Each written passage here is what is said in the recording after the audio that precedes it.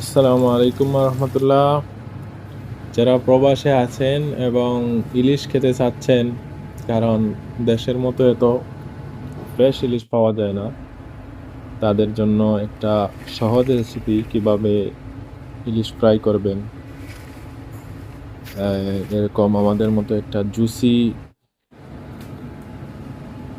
ইলিশ fry, এটা একদম সহজে।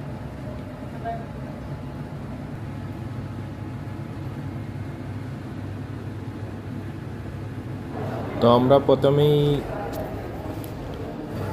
পেঁয়াজ, মরিচ, টমেটো, কাঁচামরিচ আলাদা করে নিয়ে এই মাছগুলা একটু মশলা মাখিয়ে হলুদ, মরিচ এবং স্বাদ মতো লবণ দিয়ে এগুলা কিছু সময়ের জন্য রেখে দিছিলাম, আধা ঘন্টা রাখলে ভালো। তারপরে আমরা তাওয়াতে তেল ঢেলে ভালো করে গরম করে আস্তে আস্তে ফ্রাই শুরু করি। ফ্রাইটা বেশি আগুনে না দিয়ে চেষ্টা করবেন একটু অল্প আগুনে রাখার, কারণ বেশি আগুন দিলে আবার নষ্ট হয়ে যেতে পারে। একটু অল্প আগুন দিলে ভালো, আস্তে আস্তে হবে। আর যদি মাছের সাইজ একটু বড় হয় তাহলে বেশি সময় লাগবে, আর কম হলে কম সময় লাগবে। ছোটো সাইজ আমরা 4 পিস নিয়েছি, তো এই 4 পিসে আস্তে আস্তে করে আমরা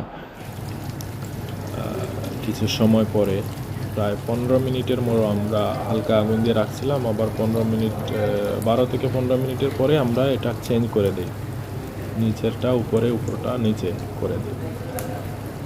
দেওয়ার পরেও আগুন সেমই আছে, হালকা করে আস্তে আস্তে বাঁচতেছে। এরপরে আমরা আস্তে আস্তে একটু রসুন দিয়ে দিছি, কারণ রসুন, পেঁয়াজ এবং টমেটো পরে বাটবো, এই জন্য। আপনারা চাইলে রসুন দিতে পারেন, না হয় না দিতে পারেন। রসুন বড় বড় সাইজের, তো এই জন্য আমার রসুন খুব পছন্দ। আপনারা চাইলে এভাবে করতে পারেন, না হলে রসুন ছাড়া শুধু পেঁয়াজ বা টমেটো অন্যান্য জিনিসও দিতে পারেন। আমরা যেহেতু মাছ একদম শেষ পর্যায়ে, তাই আস্তে আস্তে ওই পেঁয়াজ, মরিচগুলা, রসুন, টমেটোগুলা দিছিলাম। পরে আমরা মাছ উঠাই নিয়ে আবার ভালো করে আগুন একটু বেশি দিয়ে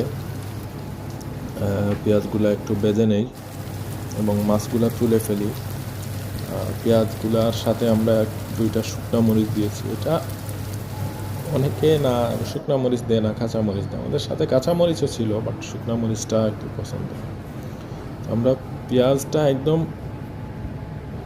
শক্ত করে ভাজি নাই, একটু জুসি টাইপের হয়েছে। এই দেখতে পাচ্ছেন জুসি টাইপের, এটা খুবই সুন্দর।